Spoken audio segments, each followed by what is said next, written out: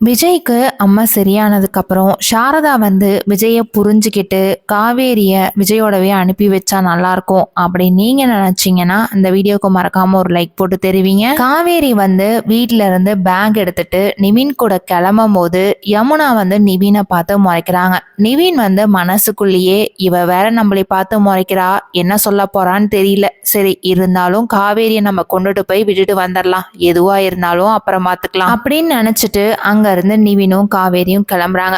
கங்கா வந்து யமுனாவை பார்த்துட்டு, ஏன்டி சும்மா வெளியே நின்று பார்த்துக்கிட்டே இருக்க, இன்னும் உனக்கு அந்த புத்தி போகல போல, இன்னும் உனக்கு அந்த காவேரி மேல இருக்கிற டவுட் வந்து உனக்கு போகவே இல்லைல்ல, அதனால தானே அவங்க ரெண்டு பேரும் பேசினாவே நீ நின்று பார்த்துக்கிட்டே இருக்க, எனக்கு நல்லா தெரியும் யமுனா. அக்கா அது வந்து அப்படிலாம் நான் ஒன்றும் நினைக்கலைங்க்கா அப்படின்னு சொல்லிட்டு இருக்கும் போது கங்கா இருந்துகிட்டு, இங்க பாரு நீ தயவு செய்து வாயை திறக்காத, எனக்கு உன் மேல பயங்கர கோவமா இருக்கு. காவேரி வந்து நம்ம குடும்பத்துக்கு எவ்வளோ கஷ்டப்படுறா, அது நீ கொஞ்சமாவது நினைச்சு பாத்தியா, நம்ம அப்பா இல்லாததுனால காவேரி தான் நம்ம குடும்பத்தையே பாத்துக்கிறா. அக்கா சரிங்கக்கா, சாரிங்கக்கா, நான் இனிமே இப்படிலாம் நினைக்கவே மாட்டேன் அப்படின்னு சொல்லிட்டு யமுனாவும் கங்காவும் அங்க இருந்து உள்ள போயிடுறாங்க. நிவினும் காவேரியும் கார்ல போயிட்டு இருக்கும் போது, ஏன் காவேரி நீ தான் கன்சீவா இருக்கிறல்ல, இந்த மாதிரி டைம்ல நீ வந்து ரெஸ்ட் எடுக்கணும், அதை விட்டுட்டு நான் வந்து விஜய பாத்துக்கிறேன் அப்படின்னு சொல்லிட்டு நீ இங்க இருந்து கிளம்புற. ஆமா எனக்கு ஒரு டவுட் காவேரி, விஜய்க்கு வந்து எப்படி அம்மா ஓட்டுச்சு, எனக்கு ஒண்ணுமே புரியலையே அப்படின்னு சொல்லி கேட்டுட்டு இருக்கும் போது காவேரி வந்து மனசுக்குள்ளேயே, ஐயோ இப்ப நான் உண்மை சொல்ற வேற சூழ்நிலை வந்துருச்சே நிவின், அது வந்துட்டு நான் தனியா பக்கத்து போர்ஷன்ல இருந்தேன்ல அம்மா வந்த அப்போ நான் விஜய் கிட்ட எத்தனையோ தடவை சொன்னேன், நானே என் உடம்ப பாத்துக்கிறேங்க, நீங்க தயவு செய்து வராதீங்கன்னு சொல்லிட்டு, ஆனா அவர் வந்து கேட்கவே இல்லை. உனக்கு வந்து எப்ப அம்மா சரியாகுதோ அப்பதான் நான் இங்க இருந்து போவேன் அப்படின்னு சொல்லிட்டு என் கூடவே இருந்தாரா, அதனால அம்மா ஒட்டிக்கிச்சு நிவின் அப்படின்னு சொல்லிட்டு இருக்கும் போது நிவின் இருந்துகிட்டு, ஆமா காவேரி அத்தை ஒண்ணுமே சொல்லலையா, அத்தை கண்ணில் மாட்டாம எப்படி இத்தனை நாளா வந்து உன் கூட இருந்தாரு, அம்மா வரும்போது ஒண்ணு கதவுக்கு பின்னாடி ஒளிஞ்சுப்பாரு, இல்லைன்னா பாத்ரூம்ல போய் ஒளிஞ்சுப்பாரு, அதனாலதான் சரி எனக்கும் மனசு உறுத்தலா இருந்தது, என்னால தானே விஜய்க்கும் வந்து அம்மா வந்துச்சு, அதனால நானே வந்து அவரை பார்த்துக்கணும்னு ஒரு ஆசை, அதனாலதான் அம்மா கிட்ட பொய் சொல்லிட்டு நான் இங்க இருந்து கிளம்புனேன். அதெல்லாமே சரிதான் காவேரி, நீ கன்சீவா இருக்கிறது எப்போ உங்க வீட்டுக்கு சொல்ல போற, எத்தனை நாள் நீ வந்து மறைச்சிட்டே இருப்ப அப்படின்னு சொல்லி கேட்டுட்டு இருக்கும் போது காவேரி இருந்துகிட்டு, இந்த விஜயோட பிரச்சனை என்னைக்கு முடியுதோ அன்னைக்கே நானும் வந்து எங்க அம்மா கிட்ட சொல்லலான் இருக்கேன், இப்ப நான் சொன்னேன் அப்படின்னா கண்டிப்பா வந்து என்னை திட்டுவாங்க, விஜயும் ஏத்துக்கல, அதனால கோவத்துல பேசுவாங்க, அதனால ஏன் சொல்லிக்கிட்டுன்ட்டு நானும் சொல்லவே இல்லை. இது எல்லாமே ரெண்டு பேருமே பேசிக்கிட்டு போயிட்டு இருக்கும் போது ரோட்ல ராகினி நிக்கிறத நிவின்னு பார்த்துட்டு, காவேரி காவேரி அங்க பாரு ராகினி வந்து ரோட்ல நின்றுட்டு இருக்கா, என்னாச்சுன்னு தெரியலையே அப்படின்னு சொல்லிட்டு கார் அவ பக்கத்துல கொண்டுட்டு போய் நிறுத்துறாங்க. காவேரி வந்து கார்ல இருந்து இறங்கினதுக்கு அப்புறம், ஏ ராகினி கொஞ்சம் நில்லு அப்படின்னு சொன்னதும் ராகினி வந்து மனசுக்குள்ளேயே, ஆமா இது காவேரி குரலா இருக்கே அப்படின்னு சொல்லிட்டு திரும்பி பாக்குறாங்க. காவேரி நிக்கிறத பார்த்துட்டு பயங்கரமா அதிர்ச்சி ஆயிட்டு அங்க இருந்து வேகமா நடந்து போறாங்க.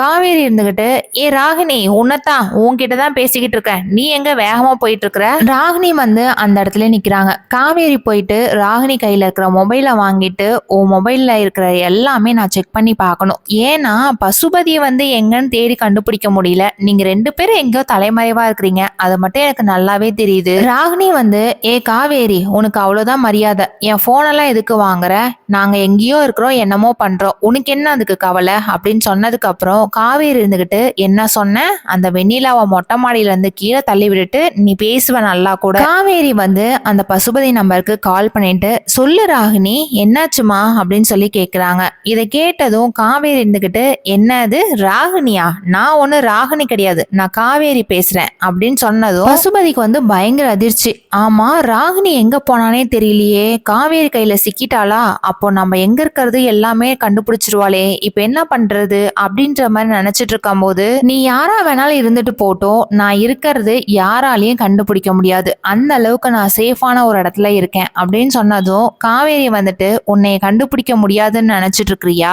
அந்த டைம்ல நிவின் வந்து வேகமா சிரிக்கிறாங்க. பசுபதி இருந்துகிட்டு, இன்னும் எல்லாமே கூட்டமா தான் என்னை தேடிட்டு இருக்கிறீங்களா அப்படின்னு சொல்லிட்டு போனை கட் பண்ணிடுறாங்க. காவேரி வந்து ராகினி கையை பிடிச்சிட்டு, ஒழுங்கு மரியாதையா நீங்க எங்க இருக்கிறீங்கன்னு சொல்லுங்க, இல்ல உன் கையை உடைச்சே போடுவேன் அப்படின்னு சொல்லி சொல்றாங்க. அதுக்கு ராகினி ராகினி இருந்துகிட்டு நீ என்ன வேணாலும் பண்ணிக்கோ, எனக்கு அதை பத்தி பயமே இல்லை, நான் எங்க இருக்கேன்னு கண்டிப்பா சொல்லவே மாட்டேன். நிவின் இருந்துகிட்டு ஏன் காவேரி இவகிட்ட எல்லாம் நீ வந்து டைம் வேஸ்ட் பண்ணிட்டு இருக்கிற, வா நம்ம போலாம் நேரம் ஆயிடுச்சு அப்படின்னு சொல்லிட்டு கூப்பிடுறாங்க. காவேரி இருந்துகிட்டு இங்க பாரு, ஒரு நாள் இல்ல ஒரு நாள் நீங்க 2 பேரும் கண்டிப்பா மாட்டதான் போறீங்க. நிவினும் காவேரியும் கார்ல போயிட்டு இருக்கும்போது 2 பேருமே பேசிக்கிட்டு கெஸ்ட் ஹவுஸ் ரீச் ஆயிடுறாங்க. அங்க போனதுக்கு அப்புறம் விஜய் வந்து காவேரிய பார்த்துட்டு பயங்கரமா சந்தோஷப்படுறாங்க. ஏய் காவேரி, நீ எங்க இங்க வந்த? உன் உடம்ப பார்த்துட்டு நீ வீட்லயே இருக்க வேண்டியதானே, அதனாலதான் நானே அங்க இருந்து இங்க வந்தேன், திருப்பி நீ இங்க வந்திருக்கிற. இல்லைங்க, எனக்கு வந்து மனசு கேட்கவே இல்லை, சரி அதனாலதான் உங்களை பார்த்துட்டு போலான்ட்டு வந்தேன். நானும் எங்க அம்மா கிட்ட போய் சொல்லிட்டு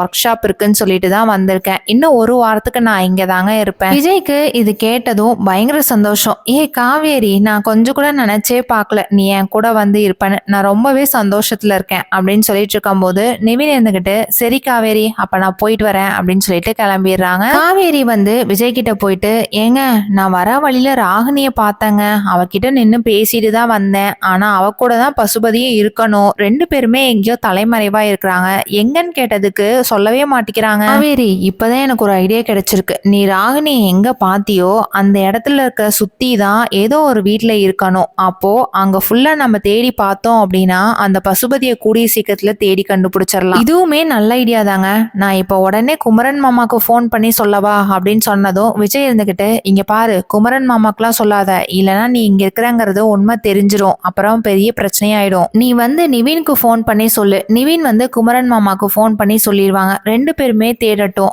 அவங்க இருக்கிற இடம் கண்டுபிடிச்சிட்டாங்க அப்படின்னா நம்மளும் போய் அவங்களோட ஜாயிண்ட் ஆயிட்டு பசுபதி எங்க இருக்கிறாங்கன்னு தேடி கண்டுபிடிச்சிடலாம். சொன்ன மாதிரியே காவேரி வந்து நிவினுக்கு கால் பண்ணி சொல்றாங்க. நிவின் இருந்துகிட்டு காவேரி, நீ எதுக்காகவும் கவலைப்படாத, நீங்க ஃபர்ஸ்ட் சேஃபா அங்க இருங்க, நாங்க 2 பேரும் சேர்ந்து அந்த பசுபதியை தேடி கண்டுபிடிச்சிடறோம் அப்படின்ற மாதிரி சொல்றாங்க. தாத்தா வந்து விஜய்க்கு கால் பண்ணிட்டு ஏன்பா விஜய், நீ ஒரு இடத்துல சேஃபா தானே இருக்க, இப்பதான் வக்கீல் கால் பண்ணாங்களா, நான் ஒரு இடத்துல தலைமறைவா தான் இருக்கிறாங்கன்னு சொல்லியிருக்கேன் அப்படின்னு சொன்னதும் விஜய் இருந்துகிட்டு சரிங்க தாத்தா, நான் பார்த்து பத்திரமா இருந்துக்கிறேன். தாத்தா, அந்த பசுபதியை நாங்க பார்த்தோம், 2 அடி அடிச்சோம், ஆனா எங்க கிட்ட இருந்து எஸ்கேப் ஆயிட்டாங்க தாத்தா, ஆனா எங்க போனாங்கிறது எனக்கு இன்ன வரைக்கும் தெரியல அப்படின்னு சொன்னதும் தாத்தா இருந்துகிட்டு இந்த டைமும் நம்ம கைக்கு கிடைச்சு நம்ம சான்ஸை மிஸ் பண்ணிட்டோம்லப்பா அப்படின்றாங்க. அதுக்கு விஜய் இருந்துகிட்டு தாத்தா, நீங்க எதுக்கும் கவலைப்படாதீங்க, கண்டிப்பா அந்த பசுபதி எங்க இருக்கிறாருன்னு சொல்லிட்டு நாங்க தேடி கண்டுபிடிக்க தான் போறோம். ஏன்பா விஜய், நீ பார்த்து பத்திரமா இரு, போலீஸ் கண்ணில் மாட்டின அப்படின்னா அந்த பசுபதியை நம்மளால தேடி கண்டுபிடிக்க முடியாது, அப்புறம் நம்மளால ஒண்ணுமே பண்ண முடியாதுப்பா. ஏன் விஜய், உன்னோட குரல் வந்து ரொம்பவே டல்லா இருக்கு அப்படின்னு சொன்னதும் தாத்தா, எனக்கு அம்மா வந்துருச்சு, உடம்பு சரியில்லை அப்படின்னு சொன்னதும் தாத்தாக்கு இது கேட்டோடனே பயங்கர அதிர்ச்சி. என்னப்பா சொல்ற, நீ வேணா நம்ம வீட்டுக்கு வந்துட்டு போ, அதான் போலீஸும் நம்ம வீட்டுல வந்து தேடிட்டு போயிட்டாங்கல்ல,